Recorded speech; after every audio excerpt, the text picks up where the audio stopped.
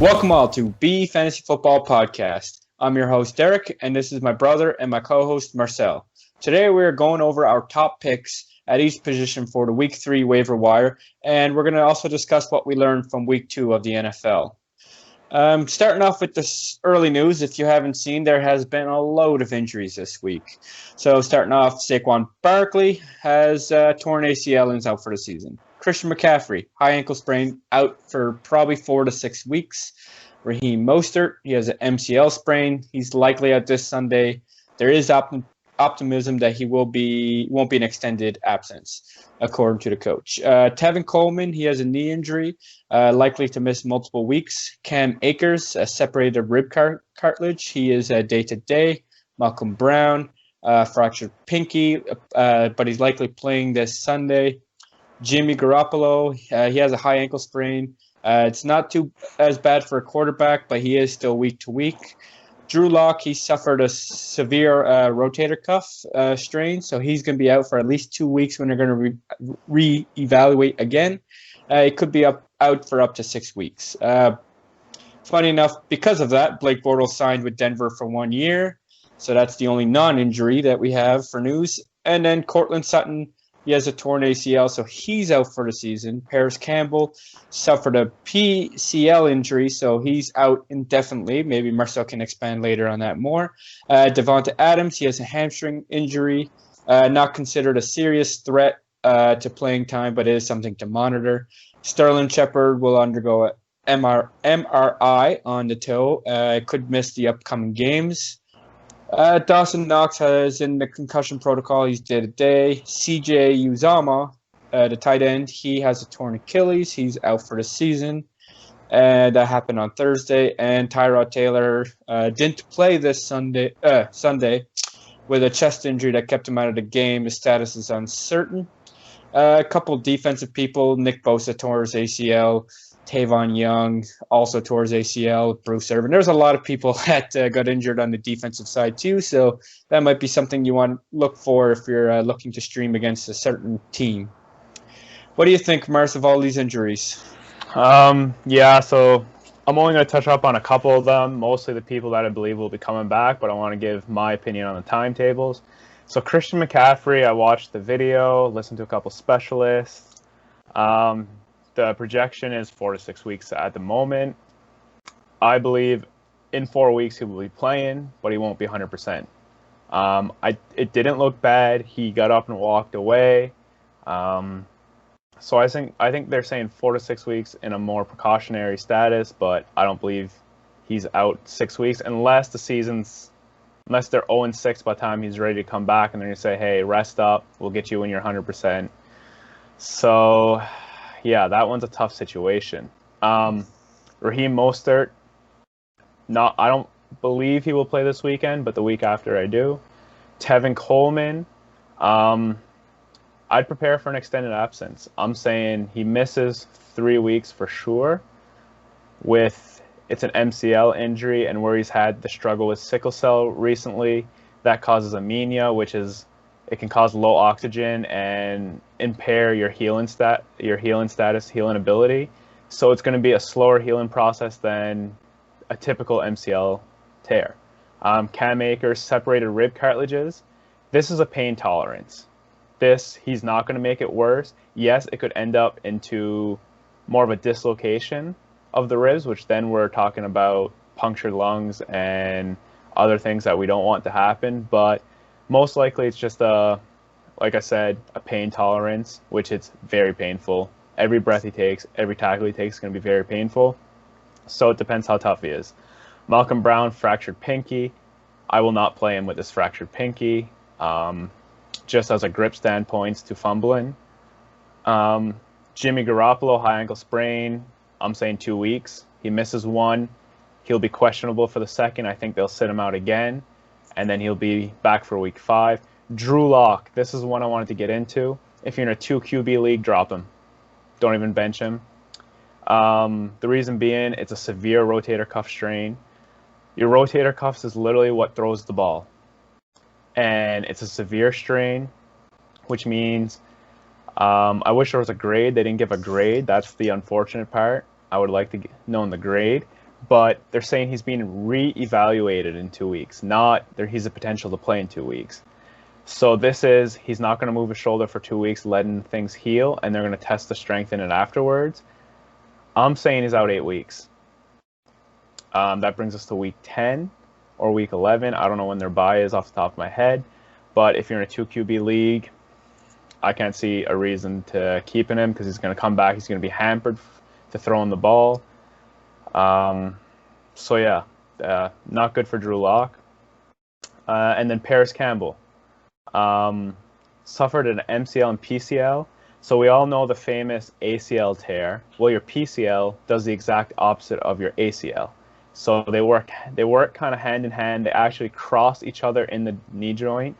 So this being said, a PCL is a very touchy ligament to work with. It often happens in car accidents, called a dashboard injury. If I were to talk on this, I'm going to say minimum eight weeks. Minimum. That brings us again to week 10. And this is minimum. Maximum, he's out for the season. It can be up to 12 months for a PCL, depending on the severity of it. Devontae Adams, fully expect him to play again next week. Sterling Shepard, I'm saying out minimum 4 weeks. Dawson Knox, hard to say. And Tyrod Taylor, I expect him to be healthy this weekend, given the outcome of that. I wouldn't say injury, but condition. So that's the wrap up on the injury report. Now I would assume, Derek, are we moving into waiver wire? Yeah, the only thing I was going to touch on is it feels like Christian McCaffrey might be what Saquon Barkley was last year, where he came back, and if Barkley would have sat a couple more weeks last year, he would have came back fresh and ready to go, where last year he came back early because they're trying to prove they're Superman, because they kind of are. And you saw he had terrible first couple games before he started to actually feel better. So that's, if CMC does come back early, hopefully they'll at least limit him so he can just, get his muscles moving without doing too much. So that's it feels like that's going to be a similar thing to last year if he does come back too early. Yeah, I agree 100%. That's the exact storyline I expect. Yeah. We can move into our top waiver wire for quarterbacks. My first would be Ryan Tannehill. He's playing against the Vikings this week, and Vikings defense have been letting tons of points go in the last 2 weeks, and they just lost Anthony Barr to an injury, torn pectoral, so he's out for the season. So unless they get Danielle Hunter back, I believe they're only going to be worse than before and not even better. So it's going to be so easy for him to score. The only worry there is if Derrick Henry becomes too much of a monster. But Ryan Tannehill has been proving really well this season. Who's your first, Merce? I also have Ryan Tannehill at the top of my list. So, and then moving into second, I have Gardner Minshew. Every game Gardner Minshew has played, he has not given us a reason to not like him or to not want him statistically.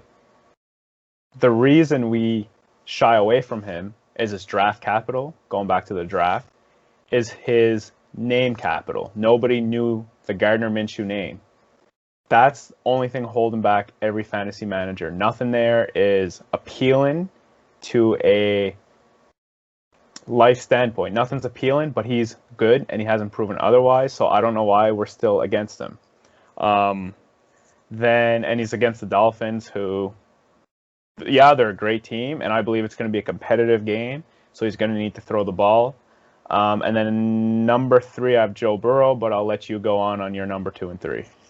So my number 2 was Gardner Minshew as well. He's 25% owned, and he's, like I even wrote here, he's just being a stud. I mean, from the jorts to the crazy hair, he's just taken over the Jaguars and taken them by storm. I mean, he was highly touted coming out of high school, and I mean, even the college coach that got him, he's the type of guy that only gets 5 stars. So, I mean, that's maybe a reason we should be looking into Minshew a little bit more and taking him more serious. And he also offers a little bit of running with his legs. He usually gets you 19 yards. It seems to be pretty consistent there. So, I mean, you can always use the extra 2 points from someone like that. And yeah, against the Dolphins, which I believe are going to have a better defense by the time the season ends, is still pretty weak at defense. And with Ryan Fitzpatrick giving the the other team the ball back constantly, it's going to be just fun to watch. So the next I have as my third is Joe Burrow. He's my next one. He's playing the Eagles. He's 50% owned. He is someone that just keeps getting better. I mean, if you watched him against the Browns, who have a really ferocious defensive line, even if he was getting hit or whatever, he just stood through the pressure. He just got right back up and just kept throwing. I mean, he threw, I think, for 60 times last time. So, I mean, just get him on your team. If you need a quarterback, just get him there. Even if he doesn't do well this week, which I'd be surprised by against the Eagles, he will keep proving you out in the future. Yeah, no, I agree. Joe Burrow's looked very good. I know it's a bad comp to make, but his throwing and reading ability made me think of Drew Brees. I'm not saying Drew Brees of this year, Drew Brees of yesteryears. But I was very impressed with what I've seen against the Browns. I want to see it on a more consistent basis, but for the time being, you can stash him on your bench if you're not sure on your quarterback, or if you have a bye week coming up, week 4, 5, 6. I mean, he can probably fill that hole. I'm pretty confident in him in the time being. I only listed 3 quarterbacks at the time for this waiver wire, as there's a lot of other positions that are definitely going to be more needed. You can talk about, yeah, okay. We'll move on to running backs. If you're the Christian McCaffrey owner, my number 1 is Mike Davis. That's just because he's going to get the same volume Christian McCaffrey had, less efficiency. He's going to run the ball 18 to 23 times. He's going to catch 4 to 8, 9, 10 passes. So the volume's going to be there. He's a plug and play.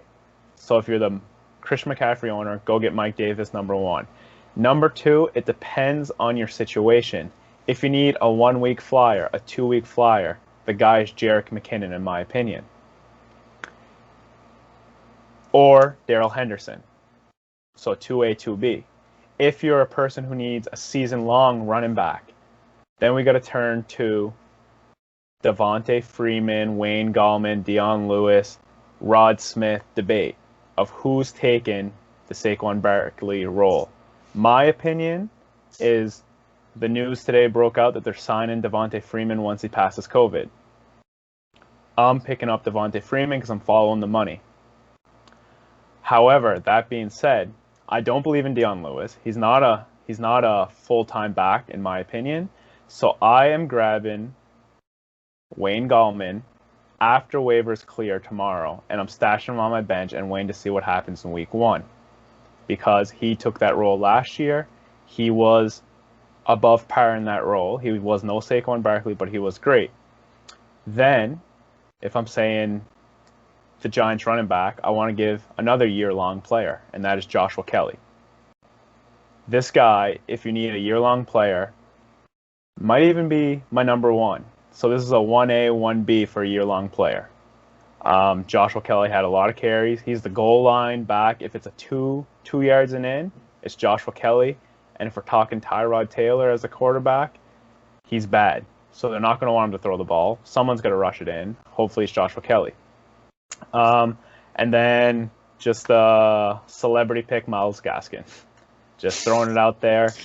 He might emerge. He's the pass catcher, so PPR, Myles Gaskin for a flex later on. Sure, see what happens with Jordan Howard. I really wish Jordan Howard would have worked out. I banked on him in only one of my 7 leagues, so that's not too bad. But, yeah. Derek, you can go ahead and break down your running backs and how you feel on this. Yeah, so I'm very similar. If you need a guy for a week or 2, I definitely look at Darrell Henderson and Jerick McKinnon as my top 2 options because, of course, they have the running backs around them all banged up and injured, so they are going to definitely take that chance to actually perform really well and get a lot of touches because both backfields, I mean, Sean McVay even said in the offseason it's hard to believe him because he tells us so many lies, but he did say he wanted to do something like the Kyle Shanahan was doing with the committee backfield and the hot hand approach. And so far, he's kind of proved that with Malcolm Brown one week and Darrell Henderson the next. So that's the only worry is, of course, it keeps happening like that, and we just have that same headache where it's a very good backfield to own, but to know which guy is hard. But that's why you got all of them almost got to be owned just to determine who is the one. Because if one emerges, you're gonna want him. If you do want long term, I like Joshua Kelly the best. He's had 35 carries and 3 targets in the last two games, which is one of the highest in the entire league. And he has Carolina this week, so he should be able to do pretty good running against them. And for both quarterbacks, I almost don't really care which one, whether it's Tyrod or Herbert, because for Tyrod, Tyrod needs help, so Joshua Kelly's going to run. Herbert, he does dump it off a little bit, so Kelly might see a few targets. Plus, they still need him to run as well there, and he's going to get – and it seems like the offense is going to score more with Herbert if it continues like he did the other night. So that's just going to give him more time in the red zone. Looking at the CMC, yes, I agree. If you do have CMC, you got to probably go for Mike Davis right away. And that way you're just locked up and not needing to worry about that position because you can play one or the other whenever he's healthy.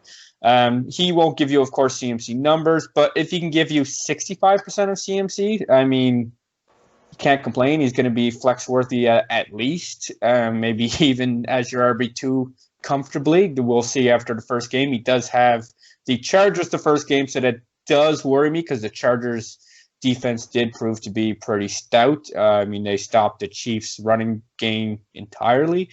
But that also could have been just the Chiefs playing against Chargers as an individual game. And those games, the teams know each other so well, sometimes it can it becomes a whole different game from what we know. With the Freeman, Lewis, Gallman, Smith backup for Barkley, that is going to be a tough call to who to get. It would be worth on putting quite a bit of money on the one you believe is going to be the replacement. Wayne Gallman didn't record any snaps last week, so that's why Dion Lewis looked like to be the lead last on Sunday night. Or Sunday, I should say. But that doesn't mean Wayne Gallman, it wasn't just, not needed because he isn't, you don't need 2 Barkley types. But it's hard to say. You don't mind me cutting in. Wayne Gallman didn't touch the ball last week because he was a scratch. Yeah, that's what I mean. Sorry. Yeah, he wasn't there. Dressed. Yeah, he wasn't dressed, so that's why he had 0 snaps because he just wasn't there. And so is it because they're using Dion Lewis as a complement to Barkley, and then he would just be a compliment to Wayne Gallman, so that's what the only thing worries me is it might be so messy that you may not even want to touch it. But it could be worth trying to just take a shot on one of them, or take a shot at a couple of them. Do heavy for one, and then just go lightly for someone like Rod Smith, and hope maybe somehow he emerges. It's probably doubtful considering how many people, especially with Freeman being signed, but it is worth trying to get one of them just to see. It is a tough call, though. I do want to remind people, get these high-end handcuffs that are still on the waivers. We have Latavius Murray, who's still only 70% owned, which likely that's probably your 10-team leagues, your 8-team leagues that probably don't own him, and he should be owned.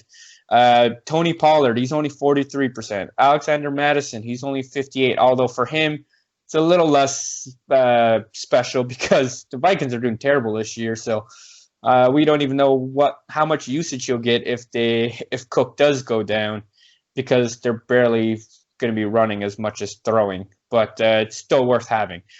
Chase Edmonds, he to me is probably one of the best ones, and he's only 40% owned. Because if Drake goes down, we've seen what Edmonds can do in the past, and I have no doubt that if Drake even just got slightly injured, that Chase Edmonds could just run up a score. And then Benny Snell, this is just because James Conner, we just don't know if he's going to stay healthy. He's 66% owned, but I wouldn't be surprised if that drops after this weekend. People dropping him because he got such a little score because Connor's back. But I would, if I had him on your team, I'd keep him unless you're trying to go for someone like Joshua Kelly or someone that is going to be worth even using every week. So, any thoughts there, Merce?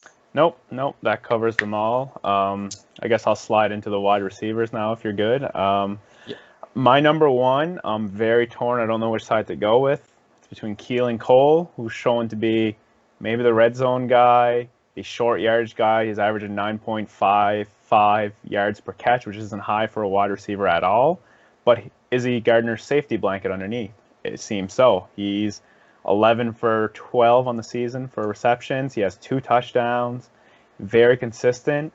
But he's never going to blow up from what I'm seeing in the numbers. He's never going to have 150 yards, 2 touchdowns. It's not in the realm of possibility.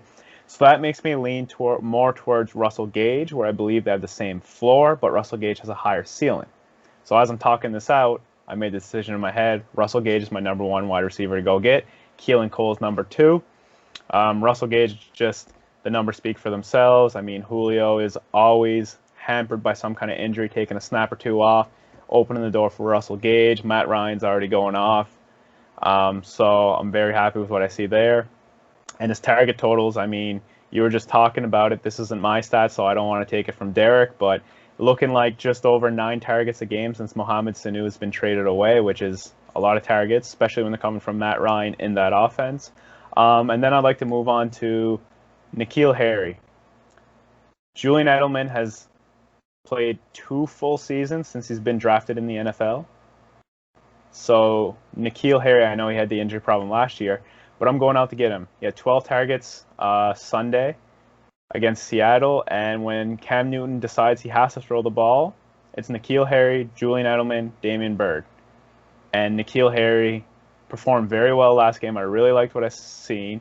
Yeah, he had a mistake, but to me, I still consider N'Keal Harry a rookie. He hasn't played enough snaps. He hasn't played enough games. He has a new quarterback, so it's not the same quarterback as his rookie season. Everything's changed. The offense has completely changed to surround around Cam Newton.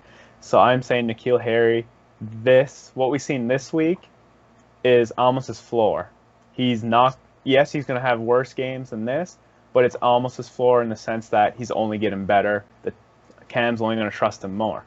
My next wide receiver is Michael Pittman Jr. This is because Paris Campbell's out. Michael Pittman Jr.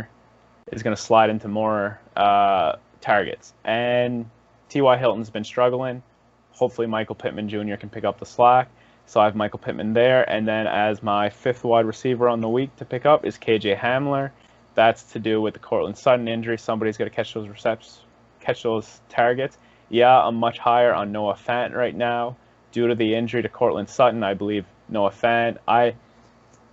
When I looked at my distribution, I had Courtland Sutton with 22% of the targets on the season.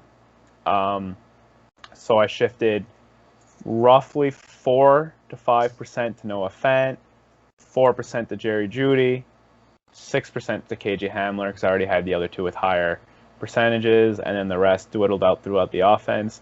But this is with a worse quarterback. This is another thing we have to think of. Is it going to be Blake Bortles? Or is it going to be, sorry, you're going to have to remind me, Derek. Do you have it on you?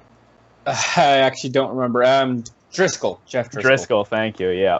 Yeah. I don't like Jeff Driscoll, so I don't want to talk about him.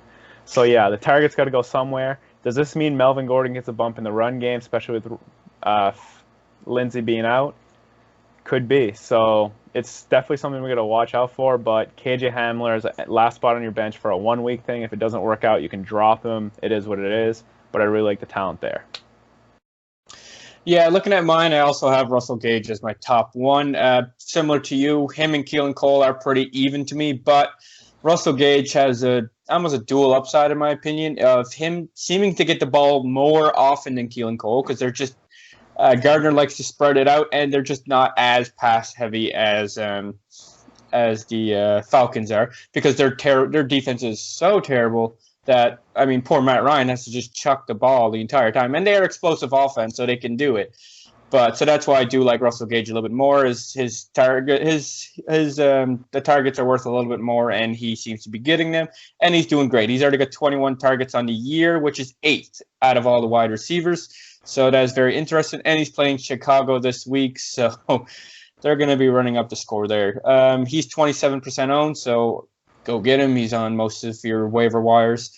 And at the worst, I mean that in the event that one of the other wide receivers go down, being Julio Jones or Calvin Ridley, he shoots up the board a lot. So, and then he could even be worth a trade away candidate just because people expect so much more, and then maybe you can get a lot for him if one of them were to go down. Keelan Cole's my second. He's 3% owned. He's playing Miami this week, so that's going to be also a great time to use him. Gardner will probably try to light him up. He likes to just have a show. He's almost like a little celebrity down there in Florida. So it'd be kind of cool, the battle of Florida. So Mike Williams, he's 57% owned. He's playing Carolina this week, and I think he's worth rostering at least to see what happens. I mean, Tyrod Taylor threw a lot of balls to him, and finally they're playing. Well, I guess the Bengals were an easy defense as well, and he didn't show much, but Carolina's not a great defense either, so with all those passes, hopefully Tyrod can connect with Mike Williams, and those passes are worth a lot because they're way heck down the field. So then there's Corey Davis is also interesting. He's 46% owned with A.J. Brown. Yeah, being hurt. It's kind of tempting to use him, because there's a chance he may not play even this week or even maybe the next week. It does sound like it could be even a couple more weeks before we see A.J. Brown again. And they're against the Vikings this week. So even Adam Humphries, if you're in a really deep league, I would consider Adam Humphries as well, because he could become that Cole Beasley type where it's the shorter passes, but hey, if he gets plenty and a touchdown because of it's against the Vikings, it's worth using. I do like Michael Pittman, but it does worry me just because it's Phillip Rivers and the Colts. And yes, with Paris Campbell down, that does leave some targets to go around, but they do like their tight ends. They do like their running back passes, or at least I should say Phillip Rivers does. So I almost wonder if it's just a bump that's going to go towards Hines and Taylor, and the tight ends more than the wide receivers. But I do believe Pittman will have a better chance than he did in the past to get more targets. He's a big body that can do a lot of damage. Once he has the ball, he can catch it all. So he is interesting to possibly put on your team. He's only 6% owned, so even if you don't grab him right away and just grab him the morning after the waivers run, that is also something you could probably pull off. When it comes to the Denver wide receivers, with Cortland Sutton out and, of course, Drew Lock out, Jeff Driscoll did target Tim Patrick quite a bit once he was in the game, so I'd be curious to see if that connection remains over the week, over the next couple games. It is against the Bucs the first week, so that's what makes me a little shy about that, is you may not get instant value, so that does make me hesitant on it, just because a lot of people, if they don't see anything the first week, they're probably going to drop this player again. So the Denver Bronco wide receivers are a little less worrisome to me. They're lower on my list. I'd look more for N'Keal Harry, who is playing against the Raiders. And we all know that Cam Newton made Kelvin Benjamin someone. And he is a very similar type wide receiver where he can't really separate, but he's a big body that can catch and catch contestant catches. So that was why I do like N'Keal Harry. I mean, you could go for Damiere Byrd as well if you're in a very deep league, because he did have, I think, 7 or 8 targets the other night. And, hey, I mean, Cam Newton's lighting it up. But the only problem is it's difficult to know who's going to ever get the touchdown, because Cam Newton keeps just walking them in because he's Cam Newton. Exactly. It's ridiculous to see him back after a couple years of being just dominant. He looks like he's young Cam Newton again. He's just going through everything. McCole Hardman, he's one I would keep my eye on, just because Sammy Watkins did walk out of the game the other night and didn't return. So I'd be curious to see what's up with Sammy Watkins. But if he's fine for this week, I wouldn't even look to him too much. He's a very explosive play, but I mean, there's just so many playmakers on that offense that he could be left out pretty easily. So now, anyone else on your wide receivers to talk about? Okay, I'm going to look at the tight ends now. For me, the top one is Jonnu Smith. He's 51% owned. I don't really understand that. I'm guessing that's because a lot of people didn't really know his name that much. Plus, maybe a lot of 8 and 10-team leagues just already had a tight end and didn't bother with him. But he's number one tight end on the year so far. I mean, it's only been 2 games, and he's against the Vikings, and there's no A.J. Brown. So, I mean, if you don't get him this week, you're crazy. If you really need a tight end. I mean, even just if you have a spare spot, pick him up, and then maybe you can trade him off after this week because that'd be 3 great weeks probably in a row. And so you could trade one of your tight ends off to try to get another piece or even package him up. My second one is Mike Gesicki. He's 53% owned. He's against the Jaguars. He's number 5 target on tight end on the year, and he has 16 targets. I mean, he had a monster game the other night. Hopefully that continues, but we'll see. I mean, it is Ryan Fitzpatrick, and you never know who he's going to target next. My third would be Dalton Schultz, and almost like 3B would be Drew Sample. They both get a lot of targets, and we just hope that continues. With Uzama being out, Drew Sample did see 9 targets after he throughout that game, so that is quite interesting to see. And they're against Eagles this week, so both of those guys would be interesting to own if you are needy at the tight end position. But it's not someone that you necessarily need to keep on your bench after next week. If all of a sudden it's a bad game, maybe you can find even another tight end. But they are worth rostering, in my opinion, and they're only 2% owned each, just about. How about yourself, Merce? Yeah, I agree with all of it. I was just checking the roster percentage on Hayden Hurst. I think I saw him available in one of my leagues, and that's why I wrote him in, and then I just went and checked his roster percentage, and it's 80%, so chances are he's not available in you guys' leagues. On the flip side, though, my number 1 is Mike Gesicki, and my number 2 is Jonnu Smith. They're both home run plays week in and week out, but my reason being is from what I've seen in the film on Mike Gesicki. He became a man this weekend. He legit became a man, and he's ready to play football. And it's just the volume shares is all I have over. Mike Gesicki and Jonnu Smith are both tremendous athletes, tremendous pass catchers. I just like the volume slightly better with Mike Gesicki. And we've seen Jonnu Smith catch 3. He has 3 targets on the year, or 3 touchdowns on the year. This is with Derrick Henry not scoring a touchdown yet. This is with A.J. Brown scoring 1 touchdown on the year and being out. This is with Corey Davis scoring 3 touchdowns on the year. Corey Davis kind of helps the argument for Jonnu Smith, but the others is what, the means, things are going to regress to the means, where I think Mike Gesicki is just getting started. Obviously, he's not going to go for 150 yards every game and 8 receptions, but that's just where I'm slightly different. They both need to be rostered. Moving on to the other one, Dalton Schultz. His first game when Blake Jarwin got hurt, I was like, Schultz is garbage. They drew up a couple plays for him, and I just thought he was terrible. This weekend, he changed my mind. He's shown to be a reliable pass catcher at tight end, and he took the exact volume I had Blake Jarwin started out for. He had the same volume. So is he rosterable? Absolutely. Is he going to be a high upside play every week? I do not think so, because I don't think they'll go to him in the end zone as much.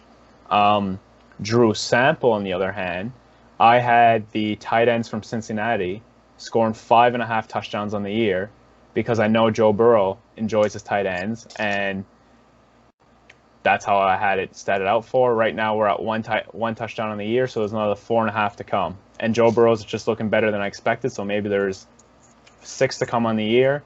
If there's 12 games left in fantasy football, 12, 13, that's almost a half a touchdown every game. So every second week, you're going to get a touchdown out of Drew Sample. And then deeper leagues, 14-team leagues, Jordan Akins, start him every week. So do you have one more point on Jonnu Smith? Yeah, when it comes to Jonnu Smith, another thing you could think is if you do already have a decent tight end and you get Jonnu Smith on your team, if he does good another week or 2, and then A.J. Brown might be coming back, trade before he comes back. Because, then he could be tight end 1 on the year at that point, and people are starting to love him too much, right? They just see these numbers and then not even realizing that A.J. Brown's been out, especially in leagues that, aren't so, not everyone's intelligent in the league. So, yeah, that would be someone that I would keep an eye on, just use him for a trade candidate within a week or two. And when it comes to Dalton Schultz, the only problem with him and Drew Sample is just there's so many people that the quarterback can throw to. That's more for the defense to cover all those other people, but it's like, who's going to get the touchdown every week? It's hard to say. It's not like it's Goddard and Ertz situation where they're the two main ones on the team to get targeted. So, yep, that's all I had to say for those. Perfect. You can do the defense if you want. Yeah, looking through the defense, the Bucks are one of my main ones to see. They've been a good defense so far. They're 50% owned, and they're against Denver with Jeff Driscoll. Oh, smash play. And no Cortland Sutton, so it's like, Driscoll's going to try his best out there. He might do all right. He did all right the other day trying to do a comeback against, I think, the Steelers. They were playing? No, that was at the Giants. I couldn't remember. Anyways, yeah, so there's a good chance that maybe he might prove all right, but it's worth taking that chance, especially with the Bucs defense showing out pretty well. Chargers are only 29%. I'm guessing that's because they just faced the Chiefs, but they're against Carolina this week and no CMC. So Teddy Bridgewater's probably going to end up throwing a little bit more, and Chargers defense are pretty damn stout, so they're probably going to catch a few or mess them up a few times. And my couple more would be the Washington football team. They're 16% owned, and they're against the Browns. And I hate to see how Baker did the first week, and I feel like it could be the same thing this third week because, last week was fine because he was against the Bengals, and the Bengals don't really give that as much pressure. So I could see that Washington just trying to steamroll his area and just make him do a lot of mistakes. And then I look again at the Titans. They're 44% owned, and they're against Vikings. And the Vikings haven't been doing so well this year, so it's another one. And they're just going to have to throw a lot to try to keep up because their defense is terrible. The Vikings, that is. That's my main defenses. If you're really, really desperate, I would also consider the Falcons. They're only 0.6% owned against the Bears just because they're going to score so many points. They're going to make Trubisky have to try to score points, and you can always catch Trubisky making mistakes. Yeah, and I also have a defense that you missed that I believe might be the top defense on the week.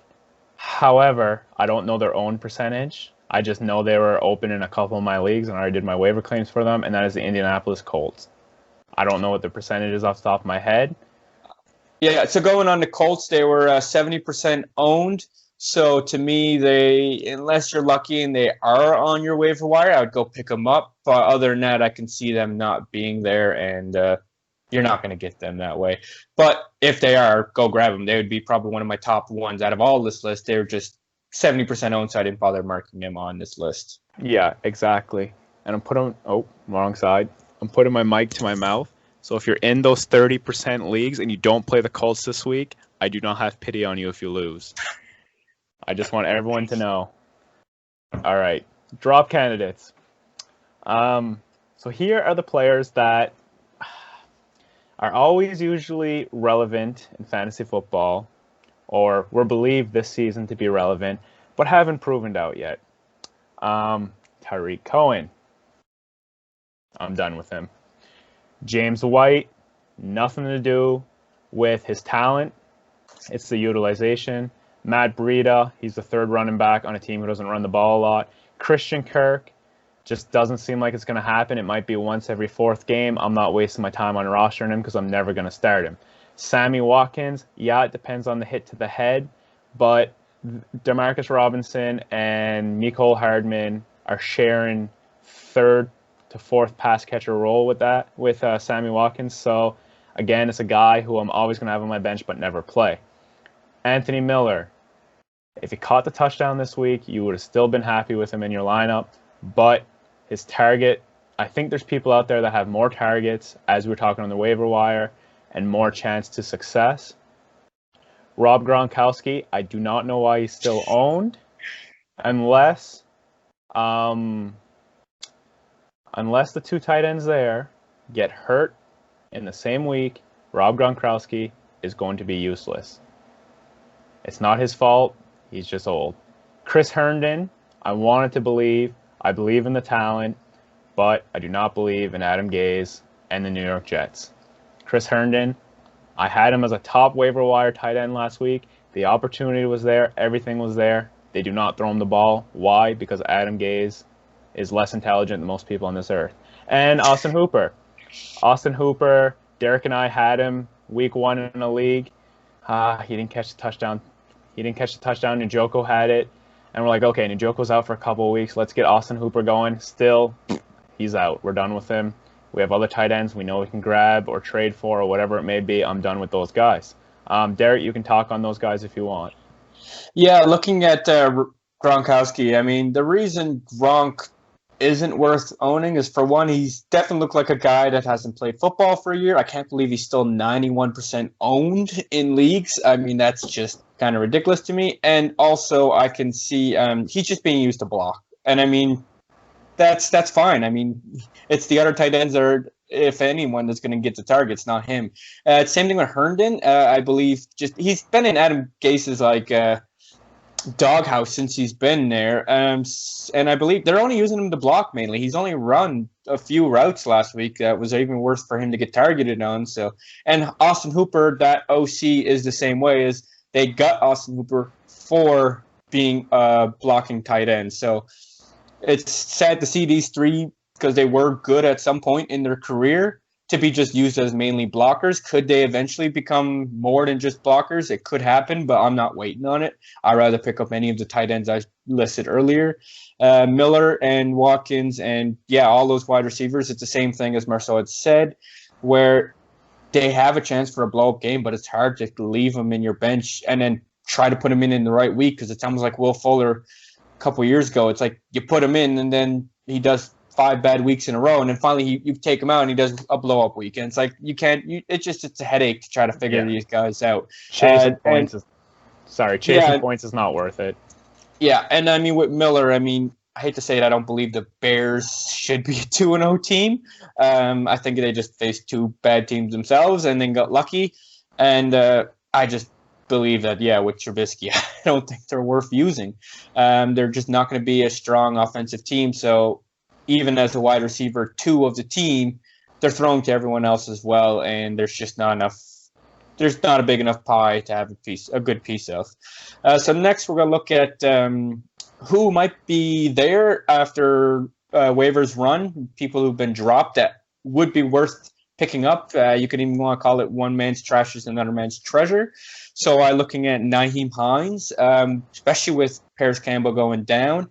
I think last week was more of an anomaly. I think he's going to get probably quite a few more targets every week, and probably I think they were just trying to try out Taylor. I think that's what they were just doing, is just seeing what he can do, and they didn't need Nyheim Hines because they were such in the lead. But it's not going to be every game that they're going to be winning that much. And with Paris Campbell out, I would want to definitely roster him. Don't give up on him. And you have written Michael Gallup, Merce. You believe he might even be dropped?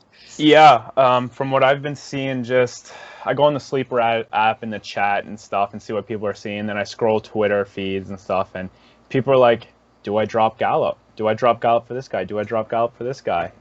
No, you do not drop Gallup. Why? He's in a high-powered offense. He's top tier ability and athleticism. One person goes down there, he becomes a top 20 play. I did have him as my wide receiver 22 or 21 on the season or something like that. I will scale that back. I will admit that I was wrong, and CeeDee Lamb has a bigger role in this offense than I initially expected. I knew CeeDee Lamb was I knew CeeDee Lamb would have been a splash play in a lot of offenses. I just didn't really like the CeeDee Lamb landing spot right off in his rookie year. That being said, I have CeeDee Lamb and Gallup back-to-back in season-long rankings now. They're both in my very early 30s, which puts 3 Dallas Cowboys in my top 35 wide receivers, which is Great for who? Dak Prescott. Yeah, he's been running a lot of these balls in, and that's why Gallup might look worse. That's why CeeDee Lamb, that's why Amari Cooper might look worse. Dak Prescott's only been running the ball in because the Dallas Cowboys have been stopping on the 3-yard line consistently. That's going to change. He's going to throw more touchdowns. Gallup, Lamb, Amari Cooper are going to become relevant very soon. That's all we have for now. But like Derek said, remember, tomorrow morning, check who was dropped. Go to the transactions or go to the free agency and check who was dropped because you can pick up some diamonds in the rough there. Now we have our trade targets. What does this mean? This means players that maybe haven't gotten off to the season as well as they would have liked to, or as you would have liked to, or the owner of this player would have liked to. But people get discouraged quickly, especially those people who are 0-2 right now, or are 1-1 and squeezed by a couple points in one league just because they were lucky. These players, we have a long list. We can go back and forth with them. Number one, or not number one, but our first player we're going to talk about. None of these are in any particular order. DeAndre Swift. This is because he's in a murky backfield, so people are going to get discouraged.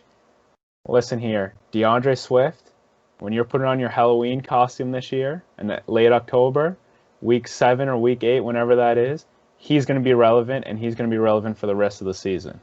Deontay Johnson, it sucks that he just had a good game because he was my biggest trade target coming out of this week if he was on a low week again. Hopefully you can go out and get him. Don't pay too much, but he is 3rd in the league in targets right now. DJ Shark hasn't dropped a pass yet. We saw last year he was Gardner Minshew's favorite target, so I'm not giving up on him. The owner might have. If you see him come Sunday nights or Saturday night, Sunday morning, and the owner didn't put him in his starting lineup, say, hey, why isn't he in your starting lineup? Are you giving up on him? And if he's like, yeah, well, I don't trust him, well, guess what? Offer him a trade. Go out and get him. DJ Chark, top 20 wide receiver rest of the season. I'm still set in stone on that.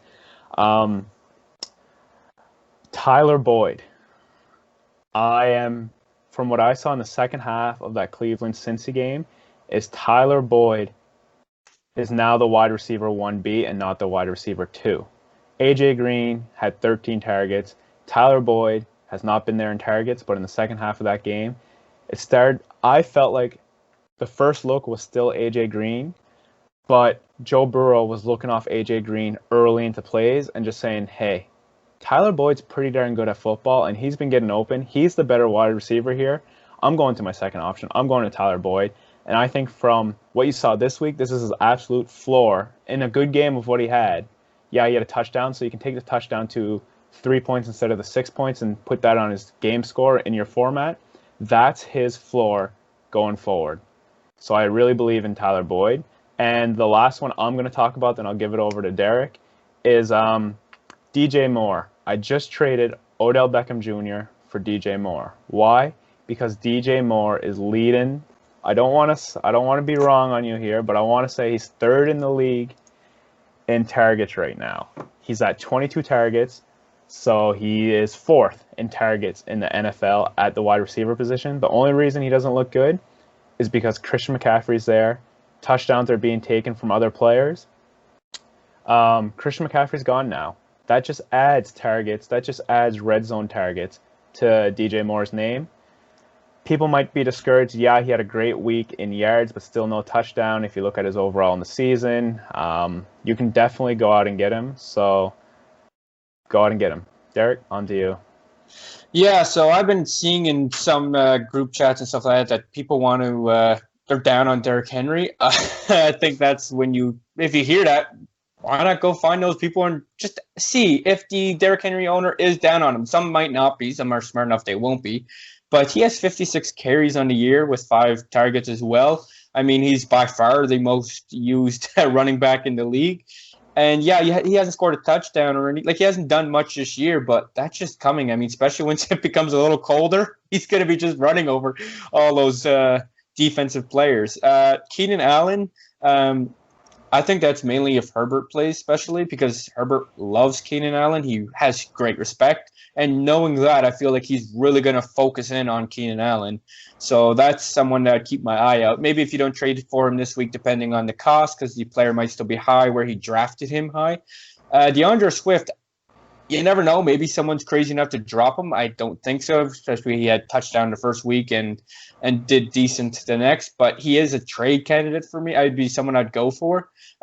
Don't try to pay too much for him, but he has the best talent of the three running backs, and I feel like he could prove out, like Marcel said, come October, you might be starting him in a lot of lineups.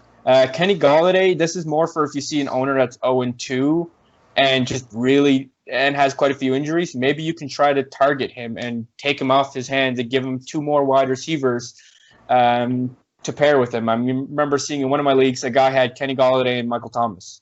So it's like, well, he doesn't even know if Thomas is for sure coming back next week, and Kenny Golladay, he doesn't know either. So it's like if I could try to give him two wide receivers for Kenny Golladay, like two decent wide receivers for Kenny Golladay, well, I just shored up one of my wide receiver spots, even if I don't give him next week, but the week after, if his injury does linger a little longer. Joe Mixon, I mean, he has 35 carries and 6 targets. Yeah, he doesn't look great on paper, but he has been doing as much as he can on the field. He actually does look pretty good on the field. So I would consider him a trade target because people might be really low on him. Antonio Gibson, I am tempted. The only problem is he is still trying to get used to the NFL and to the running back position of he's trying to make sometimes too big of a play and doesn't see the easy thing, which, as you saw McKissick last week, he did great because he just went for what he saw and wasn't trying to bounce outside or try to make a big play every time. So that's the only worry on Gibson. But with Barber seeming more out of the picture, he is someone that I would look to own because he is explosive. And if he can get his feet underneath of him, he could be deadly. So just a reminder, look for those 0-2 owners, maybe even the 1-1 owners that might have lost some players, and try to give them trades, try to get their best players and give them 2 decent players. I mean, you're likely not going to be able to steal a player from them, but, upgrade your positions a little bit here and there, and then all of a sudden you're going to be in week 5 with all studs and no duds. So that's what you want to try to make your team as.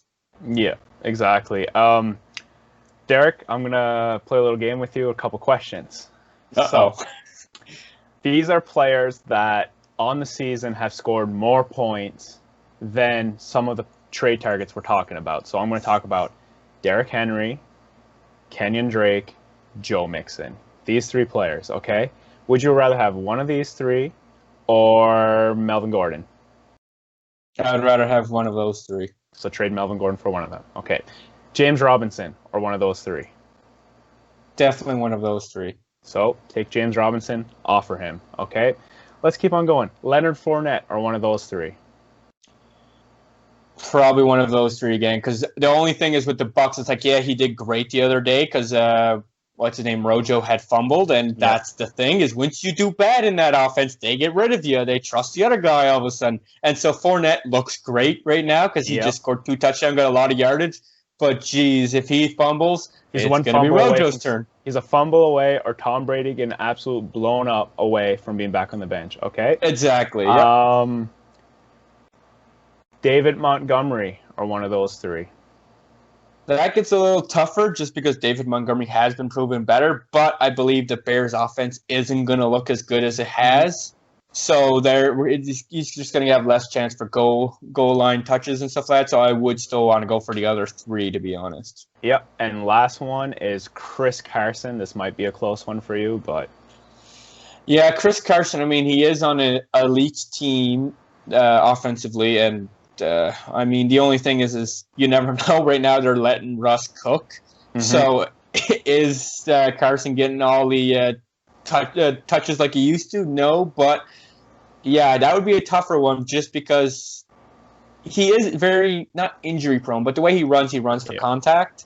So that does worry me a little bit, but I mean, so does Derrick Henry. And so, yeah, I mean, and someone like Kenyon Drake, I mean, he's questionable just because he's never played this heavy of a workload if he continues. So Chris Carson, he becomes you like whichever one better, like to me, I would I might try to do that trade, but also try to get another piece from it if the person is crazy enough. But yeah, no, I just go whichever one I feel is the most comfortable with, which any of them I do. So it'd be kind of a tie there. Exactly. So yeah, this is where I wanted to get to. So the players we mentioned we would trade away for these who we believe to be better season long is you take this player that you currently have, your James Robinsons, your Melvin Gordons, you give your worst player on your bench or your wide receiver like a Christian Kirk that we just talked about where, yeah, there's potential for one really good game, but it's only going to happen every fourth game, or your Anthony Miller who's already proven one good game. You take them, you pair them, trade, and they're like, oh my God, yeah, I'm getting a better wide receiver, I'm getting a better running back, and then a wide receiver that I can put on my bench that I like. I'm doing this trade for sure. Boom, you have an open roster spot. Before tomorrow morning, you go out and you pick up a player. So that gives you a better player in your lineup season long, and then insurance on your bench that you know could play. So yeah, that's my point there. A couple other trade targets or potential pickups, depends what happens.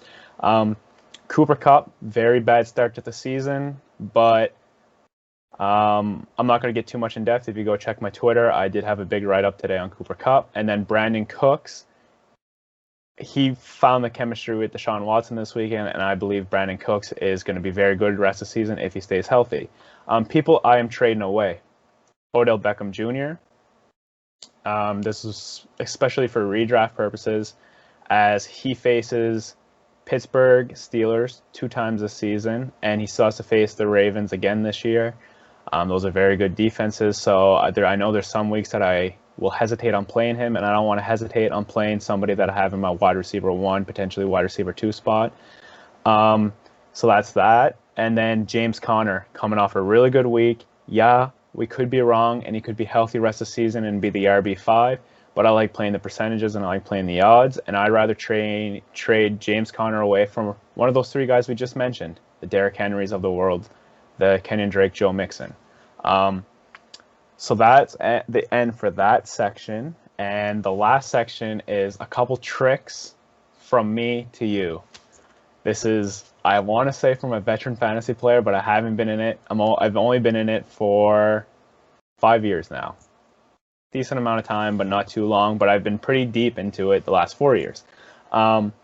Trick number 1 is when you're trading with someone, look at the bye weeks. If I am playing Derek in week 8 and I want to trade away my running back that has a bye in week 8, bingo, Derek is my trade target. I'm saying, okay, so like right now I want to get rid of a James Conner. I go find James Conner's bye week. I don't know off the top of my head, but I'm just going to spit out a number, week 10. I played against Derek in week 10. I'm saying, okay, what running back does Derek have that I want more than James Conner that I can get off of him and give him James Conner? So that way when I play Derek week 10, Derek's like, oh shit, James Conner's on the bench. I'm going to have to put in a fill-in RB. Okay, I just won myself a week by trading, and I got a better player. So that's trick number 1. Trick number 2, when trading, is go to the records of the team. I know we mentioned it. So right now, a bunch of teams are 0-2. They're very discouraged. They have a lot of injured players. Go target those teams. Okay, done on the trades. My last trick of the day for you is rostering players.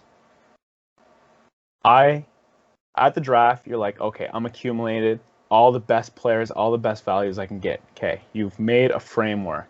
Now that we're 2 weeks into the season, you know the consistencies, you know who you're going to play on a weekly basis, etc., etc. So you say, okay, you really have to look yourself in the mirror and say, okay, I am never going to start this player. Yes, he's going to be good here and there, but I am never going to start him. It's usually in the wide receiver department. You're usually hanging on to those flyer wide receivers. I looked at myself in the face today and I said, Jordan Howard, I'm done with you. Deshaun Jackson, I'm done with you. Anthony Miller, I still don't know, but Deshaun Jackson, I'm dropping him this week in multiple leagues, and I'm picking up handcuff running backs that might not even be for my running backs, but for somebody else's running backs. Tony Pollard, Alexander Madison. I am dropping these players that I know I am never playing, never going to start unless my whole lineup gets hurt. I'm never going to start, and I'm saying I don't care if they become better than I expected. We're 2 weeks in. Now's the time to start adding the depth. We saw this weekend with the injuries. Yeah, this was a historical weekend for injuries, and it's unfortunate for all the players in the league, but it is what it is, and injuries happen, so go get those handcuffs. So those are my couple tricks this week, and best luck with your waiver wires tonight. Yeah, the only thing I've seen as well to agree with you is, for one, trading away OBJ. I totally agree with you with those defense coming up. And even this week, they're playing against the Washington football team, which I can see them getting a lot of pressure on Baker. And is he going to have time to target OBJ the way we want him to? I mean, yeah, he could still score a touchdown, but there's a chance he might have a bad week, and then his value just falls right back to where it was after week 1, right? And that's the problem is, some of these players like James Conner, OBJ, if they have a bad week next week, their value drops bad. They just came off a good game, so they're looking good. People are, oh yeah, these people are still good. These people are going to be healthy and all that stuff. But it's like they have a bad game. I mean, that's another thing. Joe Mixon, yeah, he's hard to trade for, but he's getting carries, and he has proven healthy. And I mean, we saw what happened last year. He did terrible the first half of the year, and then all of a sudden he just blew up because they started using him. They started using him better, and I believe that's going to happen eventually, especially with Joe Burrow. For one, they're trying to see what Joe Burrow can do. Exactly. I mean, he's very new to the league for NFL. He's got to learn the speed. I mean, look at Kyler Murray running last year and running this year. He now knows how quick the NFL moves. He knows, oh, I can make this little run. And he's doing amazing running because he knows how quick he is. He knows how quick they are. And he's being smart at also just not getting hit when he's doing it. So that's the thing is, once these rookies learn the speed of the game, they're going to get better. And then also knowing what they can get away with. So that's why they're going to let Joe Burrow do what he kind of wants to do. And so he can learn what he gets away with, what he fails at.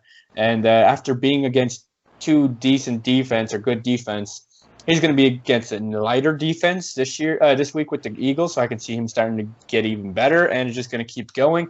Could be a snowball effect. Coming to Deshaun Jackson, he's tough for me to drop this week only because he's against the Bengals, and this could be the 1 week he does pop.